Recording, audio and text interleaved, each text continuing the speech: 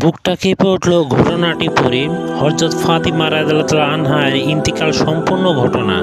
হযরত আলী রাদিয়াল্লাহু আনহু ফজরের নামাজ আদায় করার জন্য মসজিদে গেছেন। এদিকে হযরত ফাতিমা রাদিয়াল্লাহু আনহার গায়ে অত্যন্ত জ্বর। এ অবস্থায় ঘরের সমস্ত কাজ শেষ করেছেন আলী রাদিয়াল্লাহু আনহু। মসজিদ থেকে এসে দেখেন ফাতিমা কাঁদতেছে। আলী রাদিয়াল্লাহু আনহু প্রশ্ন করলেন, ও ফাতিমা, তুমি কাঁদো কেন? ফাতিমা কোনো উত্তর দিলেন না। ফাতিমা আরও জোরে জোরে কাঁদতে লাগলেন। আলী রাদিয়াল্লাহু আনহুর কয়েকবার প্রশ্ন করার পরে ফাতিমা রাদিয়াল্লাহু আনহা কাঁদতে কাঁদতে বলেন, ও আলী, আমি স্বপ্নের মধ্যে দেখতেছি আমার আব্বাজান হযরত মুহাম্মদুর রাসূলুল্লাহ সাল্লাল্লাহু আলাইহি ওয়াসাল্লাম আমার ঘরের মধ্যে ঢুকে কি যেন তালাশ করতেছেন। ঘর থেকে বাহির হওয়ার সময় আমি পিছন দিক থেকে আমার আব্বাজানকে ডাক দিলাম, ও আব্বাজান, আপনি কি তালাশ করতেছেন? আব্বাজান মুহাম্মদুর রাসূলুল্লাহ সাল্লাল্লাহু আলাইহি ওয়াসাল্লাম বলতেছেন, ও আমার ফাতিমা, আমি তো তোমাকে তালাশ করতেছি তোমাকে নিয়ে যাওয়ার জন্য। আরও বললেন, ও আমার ফাতিমা, আজকে তো তুমি রোজা রাখবা, সাহারি করবা আলীর দস্তরখানায়, আর ইফতার করবা আমি আব্বাজানের দস্তরখানায়।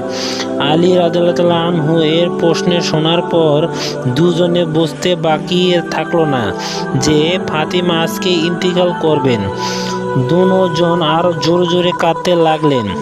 এই সময়ের মধ্যে হাসান হোসেন রাদিয়াল্লাহু আনহু এসে জিজ্ঞাসা করতেছেন, ও আব্বাজান, ও আম্মাজান, আপনারা দুজন কাঁদতেছেন কেন? ফাতিমা রাদিয়াল্লাহু আনহা এর একটা অভ্যাস ছিল, যখন হাসান হোসেন রাদিয়াল্লাহু আনহু কোনো কাজে বিরক্ত করতেন তখন দুজনকে নানা জান এর কবরের কাছে যেতে বললেন।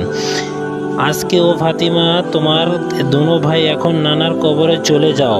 কবরের নিকট যাওয়ার সাথে সাথে কবর থেকে আওয়াজ আসলো, ও আমার আদরের নাতিরা, এই মুহূর্তে তোমরা আমার কাছে কেন আসছো?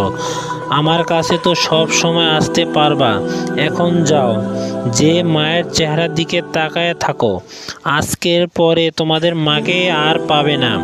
এই কথা শোনার পরে দুনো ভাই কাঁদতেছে আর দৌড়াতে দৌড়াতে আম্মার নিকট চলে গেলেন। যে আম্মাকে বলেন যে, তোমরা দুজন কেন কাঁদতেছ? বুঝেছি, নানাজান আমাদেরকে বলে দিয়েছে আজকের দিনটা তোমার জন্য শেষ দিন। নানাজান তোমার চেহারার দিকে তাকায় থাকার জন্য আমাদেরকে বলতেছেন। বিকেলের দিকে হযরত ফাতিমা রাদিয়াল্লাহু আনহা এর শরীর বেশি খারাপ হলো, তাকে বিছানায় শোয়ানো হলো। ফাতিমা রাদিয়াল্লাহু আনহার মৃত্যুর পূর্বক্ষণ আলী রাদিয়াল্লাহু আনহুকে তিনটি কথা বলেন। ও আলী, যেদিন থেকে আমি আপনার ঘরে এসেছি ওই দিন থেকে নিয়ে আজ পর্যন্ত আমি আপনাকে অনেক কষ্ট দিয়েছি। আলী, আপনি যদি আমাকে ক্ষমা না করেন তাহলে কিয়ামতের ময়দানে আমি সন্তানের কারণে, আমি মেয়ের কারণে আমার আব্বাজান অনেক লজ্জিত হবেন। বলেন আপনি আমাকে ক্ষমা করলেন কি না? আলী রাদিয়াল্লাহু আনহু, ও ফাতিমা, তুমি এসব কি বলতেছ? আমি আলী তোমার যোগ্য ছিলাম না। তোমার আব্বাজান দয়া করে মেহেরবানি করে তোমাকে আমার কাছে বিয়ে দিয়েছে। বিয়ের দিন থেকে নিয়ে আজ পর্যন্ত আলী তোমাকে কোনোদিন ঠিকমতো দুবেলা খানা খাওয়াতে পারি নাই। ও ফাতিমা, তুমি বলো আমাকে ক্ষমা করছো কি না? তুমি যদি আমাকে ক্ষমা না করো তাহলে আমাকে ও কিয়ামতের দিন কঠিন শাস্তি ভোগ করতে হবে। ও আলী, আপনার সাথে আমার দ্বিতীয় কথা হলো, আমি মারা যাওয়ার পরে বিয়ে করে নেবেন দুনিয়ার যে কোনো মহিলাকে আপনার পছন্দ মতো। আপনাকে আমি অনুমতি দিলাম। আর আমার বাচ্চা দুইটাকে সপ্তাহে একটা দিন আপনার কোলের মধ্যে করে নিয়ে ঘুমাবেন। ও আলী, আপনার সাথে আমার তৃতীয় কথা হলো, হাসান হোসেন যখন বালেগ হবে তখন দুনো ভাইকে আল্লাহর রাস্তায় সম্পদ করে দিবেন এবং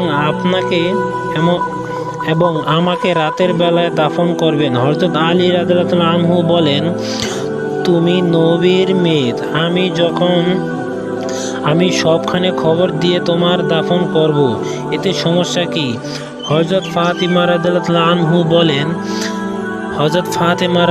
আনহা বলেন, আমার কাফনের কাপড়ের ওপর দিয়ে সবাই অনুমান করবে যে নবীর মেয়ে অতটুকু লম্বা ছিল, কতটুকু স্বাস্থ্য ছিল, এতে আমার পর্দা ভঙ্গ হবে। হযরত ফাতিমা রাদিয়াল্লাহু আনহা এর ইন্তিকালের পর তার লাশের খাটিয়া বহন করার মানুষ মাত্র 3 জন। হযরত আলী রাদিয়াল্লাহু আনহা এর শিশু হাসান হুসাইন রাদিয়াল্লাহু আনহু। হযরত আলী ভাবছিলেন যে খাটিয়া বহন করার জন্য মানুষ আরও একজন প্রয়োজন, তবে 4 কোণে 4 জন কাঁধে নিতে পারবেন। এমন সময় হযরত আবু যর গিফারি রাদিয়াল্লাহু আনহু এলেন ও খাটিয়া এক কোণা বহন করলেন। হযরত আলী প্রশ্ন করলেন, ও আবু যর, আমি তো কাউকে বলি নাই, আপনি জানলেন কিভাবে?